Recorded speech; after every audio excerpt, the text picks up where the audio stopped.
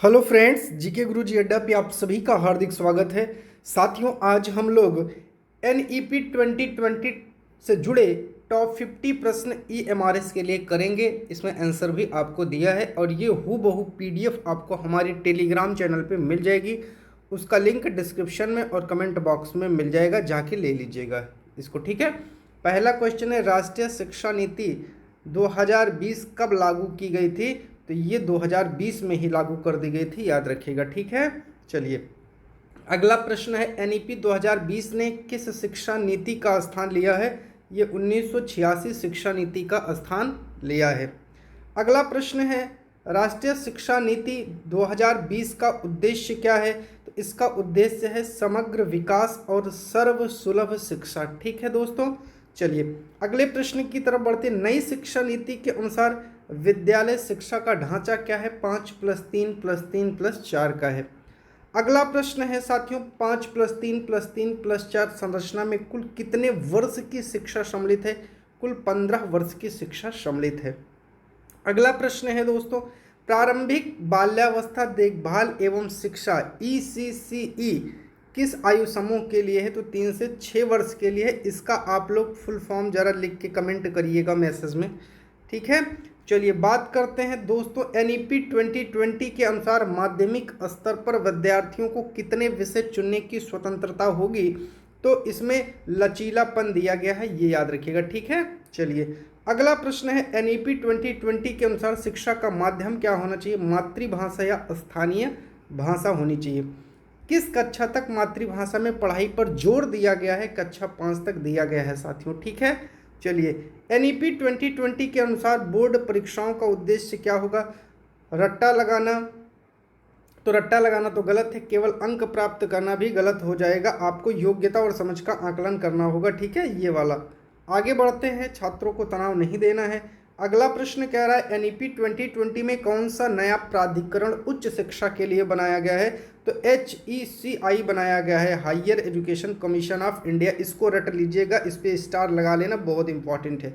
HECI के कितने अंग होंगे? तो इसके 4 अंग होंगे, याद रख लीजिएगा। ठीक है बाबू। चलिए, अगला क्वेश्चन है, NEP 2020 के अनुसार शिक्षक प्रशिक्षण संस्थान कौन नियंत्रित करेगा? तो NCTE जो है वो शिक्षक प्रशिक्षण संस्थान है, उसको पूरा अपने कंट्रोल में रखेगा। NEP 2020 के अनुसार शिक्षण का मूल लक्ष्य क्या होगा? तो समग्र विकास करना और आलोचनात्मक जो सोच है, क्रिटिकल थिंकिंग है, उसे डेवलप करना है। अगला प्रश्न है, विद्यालय शिक्षा किस चरण में विभाजित है? तो सभी को बताना है, फाउंडेशन में है। ठीक है। ये पूरा जो पहला वाला ऑप्शन है उसी में आपका हो जाएगा। ठीक है। प्री प्रायोरिटी है, मिडिल है, सेकेंडरी है, तो ये सारी चीज़ें आपकी है इसमें, तो आप लोग इसको देख लीजिएगा। ठीक है। अगला प्रश्न है, NEP 2020 में कक्षा 6 में कौन सा विषय जोड़ा गया? तो एक व्यावसायिक शिक्षा। ठीक है, वोकेशनल एजुकेशन जोड़ा गया है। NEP 2020 में किस पर सर्वाधिक बल दिया गया है दोस्तों? तो सीखने और कौशल विकास पर सर्वाधिक बल दिया गया है। अगला प्रश्न है, किस वर्ष NEP 2020 के पूर्ण कार्यान्वयन का लक्ष्य रखा गया? 2040। ये इंपॉर्टेंट है, स्टार लगा लेना, ये भी एग्जाम में आ सकता है। NEP 2020 में शिक्षा का सकल नामांकन अनुपात जो है GER कितना रखा गया? 50% रखा गया है। अगला प्रश्न है दोस्तों, NEP 2020 में शिक्षक को कहा गया है एक मार्गदर्शक, एक सुविधा प्रदाता कहा गया है। ठीक है, क्योंकि बच्चे को ज्ञान होता है। NEP 2020 में कौन सी परीक्षा समाप्त करने की बात कही गई है? तो इसमें परीक्षा समाप्त नहीं बल्कि तनाव घटाने पर फोकस किया गया है। अगला प्रश्न है, NEP 2020 के तहत बहुभाषिकता के लिए कौन सी योजना लागू की जाएगी?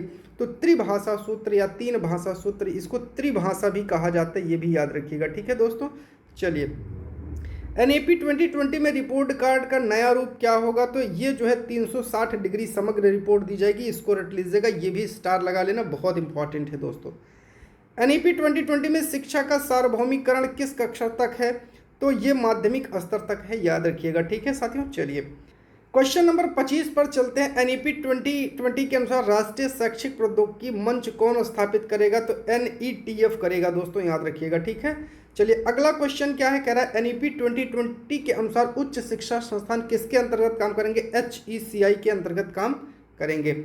उच्च शिक्षा में स्नातक पाठ्यक्रम की अवधि कितने वर्ष होगी? 3 से 4 वर्ष लचीले ढंग से होगी, याद रखिएगा। एनईपी 2020 में किस पर विशेष बल दिया गया है? तो समावेशी शिक्षा पर विशेष बल दिया गया है। सबको एक समान एक छत के नीचे शिक्षा समावेशी शिक्षा है। एनईपी 2020 के अनुसार किस कक्षा में कोडिंग सिखाई जाएगी? तो कक्षा 6 से आपको कोडिंग सिखाई जाएगी, याद रखिएगा। एनईपी 2020 के अनुसार शिक्षक भर्ती किस आधार पर होगी? अनुभव, परीक्षा और दक्षता। आगे ऑप्शन देख लेते हैं, साक्षात्कार, अनुशंसा। तो इसमें परीक्षा और दक्षता के आधार पर ही किया जाएगा, क्योंकि हम सोचे कई ऑप्शन ना हो इसमें। नई शिक्षा नीति में स्कूल कॉम्प्लेक्स का क्या अर्थ है? तो स्कूल कॉम्प्लेक्स का अर्थ है विद्यालयों का समूह है साथियों। एनईपी 2020 का मसौदा तैयार करने वाली समिति के अध्यक्ष,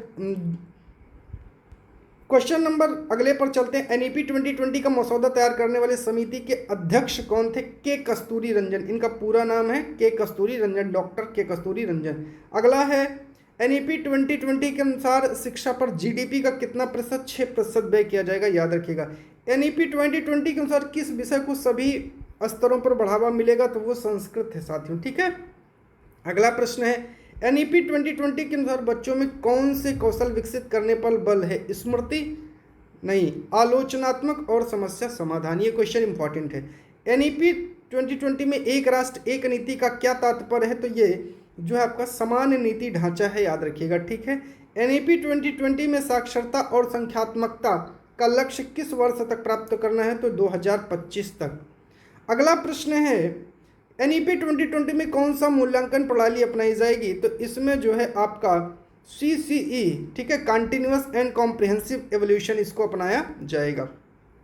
अगला प्रश्न है शिक्षक शिक्षा में बीएड को कितने वर्ष का बनाया गया है? तो ये हो जाएगा दोस्तों आप सभी का 4 वर्ष का, ठीक है। चलिए, एनईपी 2020 में किसे शिक्षा का केंद्र माना गया है? तो शिक्षा का केंद्र विद्यार्थी होगा, ठीक है साथियों। चलिए, अगला प्रश्न है एनईपी 2020 के अनुसार स्कूल में कौन सी शिक्षा अनिवार्य की गई है? तो 3 से 18 वर्ष तक की शिक्षा अनिवार्य की गई है। एनईपी 2020 के अनुसार बच्चों का मूल्यांकन कौन करेगा? तो स्वयं सहपाठी शिक्षक सभी करेंगे, याद रखिएगा। एनईपी 2020 में कौन सी संस्था स्कूल शिक्षा में सुधार है? तो मुख्य भूमिका जो निभाना है उसको एनसीईआरटी है, वो एनसीईआरटी है। अगला प्रश्न है एनईपी 2020 के अनुसार स्नातक पाठ्यक्रम में 1 वर्ष पूरा करने पर क्या मिलेगा? तो उसे सर्टिफिकेट दिया जाएगा, याद रखिएगा, ठीक है। 2 वर्ष पूरा करने पर क्या दिया जाएगा? 2 वर्ष पूरा करने पर उसे डिप्लोमा दिया जाएगा, याद रखिएगा, ठीक है। 3 वर्ष पूरा करने पर क्या मिलेगा? 3 वर्ष पूरा करने पर बैचलर डिग्री मिलेगा, याद रखिएगा। अगला क्वेश्चन है एनईपी 2020 में शिक्षा की गुणवत्ता बढ़ानी हो तो कौन सा अभियान है?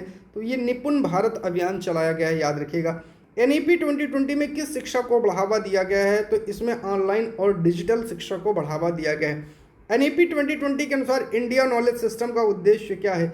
विदेशी शिक्षा को अपनाना, भारतीय परंपरागत ज्ञान को प्रोत्साहन, ठीक है, केवल विज्ञान शिक्षा और तकनीकी शिक्षा। ऑप्शन में कई तो नहीं है, नहीं, कूट नहीं है। जब कूट नहीं है तो यहाँ आपको भारतीय परंपरागत ज्ञान को प्रोत्साहन हो जाएगा। कूट होता तो हम तकनीकी शिक्षा की तरफ भी जा सकते, ठीक है। चलिए, एनईपी 2020 में नैतिक मूल्य किस स्तर पर सिखाए जाएंगे? तो ये आपको सभी स्तरों पर सिखाए जाएंगे। तो प्यारे साथियों, ये थे 50 क्वेश्चन जो हमने बनाए थे, और इसके बाद एक सीरीज और आएगी टॉप 50 क्वेश्चन के, जो बचे हुए प्रश्न नहीं इसमें है उनको उसमें शामिल कर लिया जाएगा। तो ये वीडियो आपको कैसी लगी कमेंट करके जरूर बताइएगा। इसका PDF आपको टेलीग्राम चैनल पर मिल जाएगा फ्री, ठीक है। जल्दी से टेलीग्राम चैनल ज्वाइन कर लीजिए। बहुत बहुत धन्यवाद।